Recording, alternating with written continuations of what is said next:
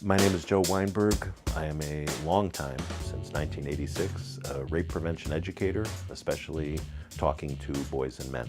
When I talk about the title of my speech and the title of my eventual book, Why Men Hate Sex, what?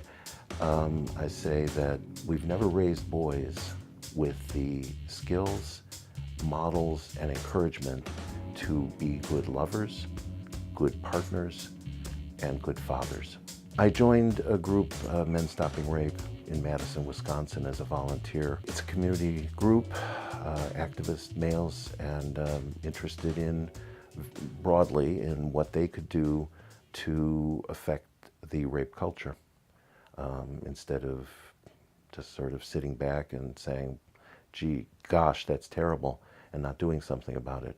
You know, these were not things broadly that I had thought about before, and it was fascinating to hear men talk about these things. And then I realized that I did have experience in growing up male and in misunderstanding rape and in seeing rape being taught by coaches and others that it was a joke and not to be taken seriously, and it was just a female issue, nothing valid for males to look at.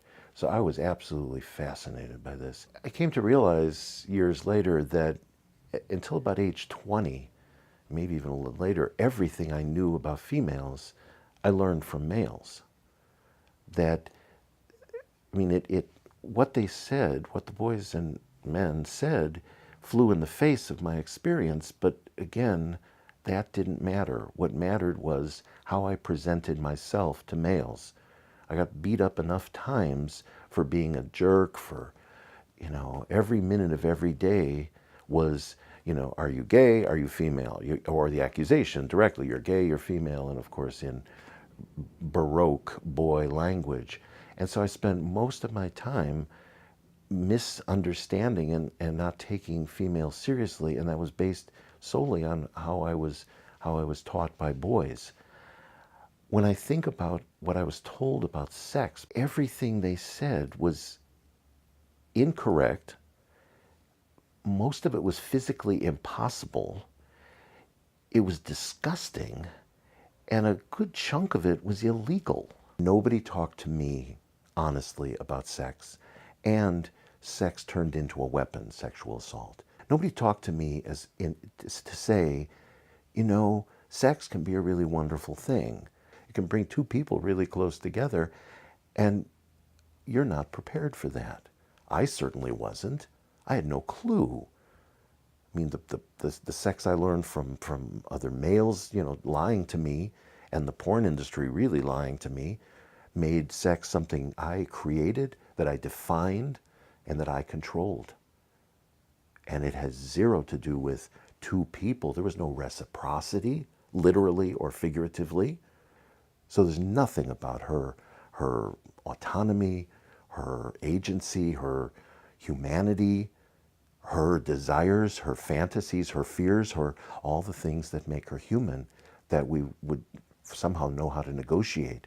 Boy language, you'd think they were all a bunch of carpenters because all they were doing is nailing and hammering and screwing. I mean, whoa. I won't say that nothing has changed.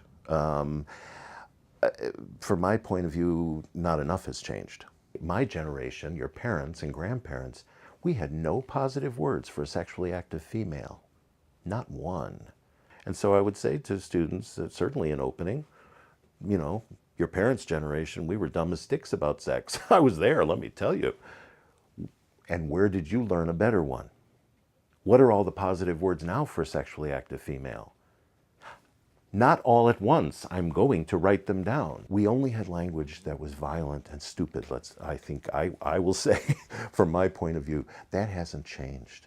That hasn't changed a bit. I want them, not all at once, but to have better sex. Not that moment, wait till you're away from the auditorium. But I want them to have better sex, and I want them to have sex that, again, at least doesn't hurt. Wouldn't it be wonderful if students left your campus with a really, really age-appropriate thorough sense of themselves and of their experiences, positive and negative, and the language and the capability to be able to negotiate better in relationships in the future, as while they're at your school and later.